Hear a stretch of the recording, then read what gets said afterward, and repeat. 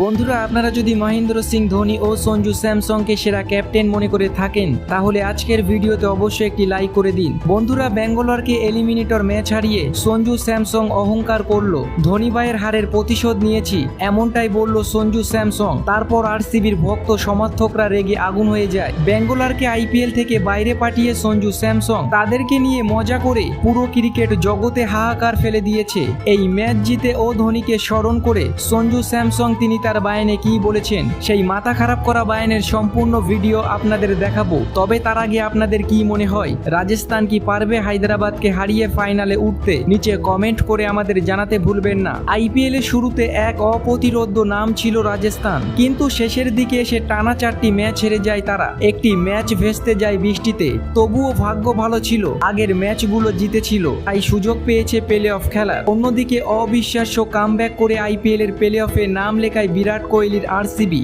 শেষের দিকে টানা 6টি ম্যাচ জিতে এবং গ্রুপ পর্বে চেন্নাইকে হারিয়ে প্লে অফ সুনিশ্চিত করে তারা। দুই দলের কাছে ছিল আজ নকআউট ম্যাচ, অর্থাৎ প্লে অফের এলিমিনেটর রাউন্ড। এই ম্যাচে আগের মতো জ্বলে উঠেছিল রাজস্থান। রয়্যাল চ্যালেঞ্জার্স বেঙ্গালুরুকে 4টি উইকেটে হারিয়ে ফাইনালে ওঠার আশা বাঁচিয়ে রাখলো সঞ্জু স্যামসং এর দল। অন্যদিকে বিদায় করলো বেঙ্গালুরুকে। আহমেদাবাদে টসে হেরে ব্যাট করতে নেমে বিরাট কোহলিরা খুব ভালো রান করতে পারেনি। 24 বলে 33 রান করেন কোহলি ও 34 রান করেন রজত পাটিদার, 32 রান করেন মাহিপাল লোমরুম। এই ম্যাচে 27 রান করেন ক্যামারুন গ্রিন। 8টি উইকেট হারিয়ে 172 রান করেছিল আরসিবি। এই রান তাড়া করতে নেমে এক ওভার হাতে রেখেই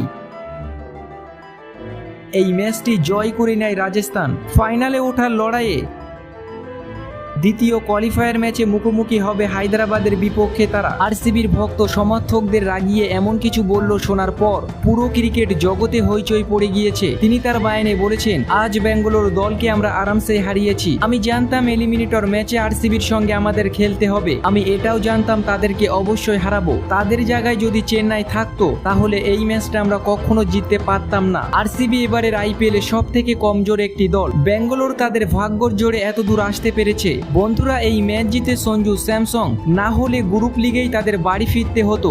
আমার খুব ভালো লাগছে এই ম্যাচটি জিততে পেরেছি। আমি এই ম্যাচ জেতার সম্পূর্ণ ক্রেডিট ধোনি ভাইকে দিতে চাই। আমি তার কাছ থেকে অনেক কিছু শিখেছি। তিনি আমাকে বলেছিল কিভাবে ব্যাঙ্গালোরকে হারাতে হবে। ধোনি ভাই আমাকে যে পয়েন্টগুলো বলেছিল তাদেরকে হারানোর জন্য আমি সেইগুলো কাজে লাগিয়ে আজ এই ম্যাচটি জিততে পেরেছি। আমি ধন্যবাদ দিতে চাই মাহি ভাইকে। চেন্নাইকে হারানোর বদলা নিয়েছি আমি। বন্ধুরা, আপনাদের কি মনে হয়, হায়দ্রাবাদ দলকে হারিয়ে ফাইনালে উঠতে পারবে রাজস্থান? নিচে কমেন্ট করে আপনাদের মূল্যবান মতামত আমাদের জানাতে ভুলবেন না।